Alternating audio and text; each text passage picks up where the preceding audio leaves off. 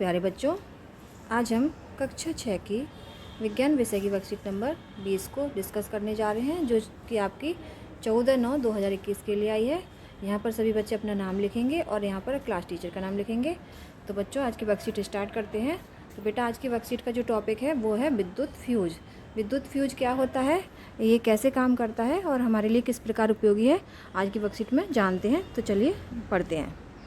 Fuse, जब भी ज़रूरत से ज़्यादा विद्युत करंट फ्यूज में से होकर गुजरता है तो यह जलकर टूट जाता है और इस अत्यधिक करंट को आगे विद्युत परिपथ में जाने से रोक देता है। इसलिए यह अत्यधिक करंट विद्युत उपकरण जैसे पंखा, टीवी, वॉशिंग मशीन आदि तक नहीं पहुंच पाता। इसकी वजह से कई उपकरण जलने तथा खराब होने से बच जाते हैं।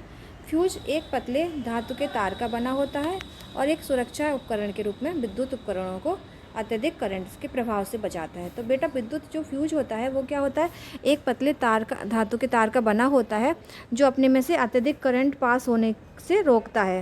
मतलब ये करंट की ज़्यादा फ्लो को रोक देता है, जिसके कारण से आपके पंखे हैं, टीवी है, फ्रिज है, जितने भी विद्युत उपकरण हैं वो ख़राब होने से बच जाते हैं। ठीक है बेटा, तो चलिए आगे की तरफ बढ़ते हैं वर्कशीट में।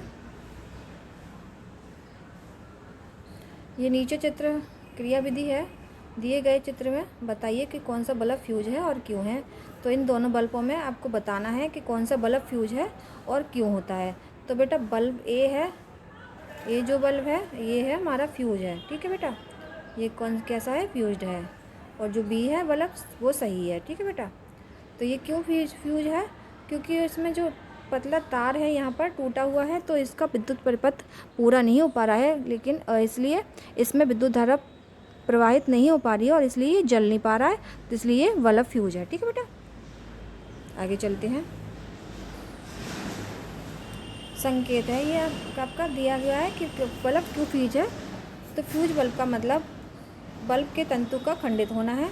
बल्ब का तंतु खंडित होने के कारण विद्युत सेल के टर्मिनलों के बीच में विद्युत धारा का परिपथ टूट जाता है। इसलिए खंडित तंतु से विद्युत धारा प्रवाहित ना होने के कारण यह दीप्तिमान नहीं हो सकता, जैसे कि हमने आपको पहले बताया था। तो क्या आप जानते हैं, हवा जो होती है विद्युत रोधक है। अगर हवा विद्युत चालक होती तो बिना तार के बल्ब तक बिजली पहुंच जाती और बल्ब बिना तार के ही जल जाता। इस तार में से जाती हुई विद्युत चारों तरफ फैल जाती और ये बहुत खतरनाक होती। बेटा, अगर वायु में बिजली का संचालन हो सकता अगर, तो क्या होता कि तारों की ज़रूरत नहीं पड़ती हमें किसी भी उपकरण तक विद्युत धारा पहुंचाने के लिए। तो इसके कारण क्या होता, अगर विद्युत धारा वायु में प्रवाहित होती तो वायु में चारों तरफ जो हमारे आसपास का जो है एरिया है उसमें करंट का फ्लो होने लगता, करंट पास होने लगता। ये हमारे लिए बहुत हानिकारक हो जाता, क्योंकि हमें भी करंट लग सकता था। ठीक है बेटा, तो चलिए आगे बढ़ते हैं। आगे है निम्नलिखित का सही मिलान। तो सही मिलान करते हैं। पहला बेटा, स्विच होता है जो ये युक्ति होती है, विद्युत परिपथ को जोड़ या तोड़ सकती है। फिलामेंट जो होता है विद्युत धारा के प्रवाह से दीप्तिमान हो जाता है। विद्युत रोधक जो होते हैं अपने में से विद्युत धारा प्रवाह को रोक देते हैं। जो बैटरी होती है वो सेलों का समूह होती है। विद्युत चालक जो होते हैं ये अपने अंदर से विद्युत धारा प्रवाहित होने देते हैं। जो सेल होता है वो उपकरण होता है जो रासायनिक ऊर्जा को विद्युत ऊर्जा में बदल देता है। तो यहाँ पर आपका सेकंड नंबर का जो क्वेश्चन है उसमें चित्र बनाने हैं निम्नलिखित के। सेल का चित्र बनाएंगे तो सेल ऐसा होता है, आपने देखा होगा, एक प्लस और एक माइनस। जो बैटरी होती है वो कई सेलों का समूह होती है। इस तरह से आप बना सकते हैं, आपकी बुक में भी मिल जाएंगे डायग्राम्स। ठीक है बेटा, बल्ब होता है वो कुछ इस तरह का होता है। स्विच ऑन होता है तो ये कुंजी लगी हुई होती है। स्विच ऑफ होता है तो ये खुला होता है। ये आपके चित्र बन गए।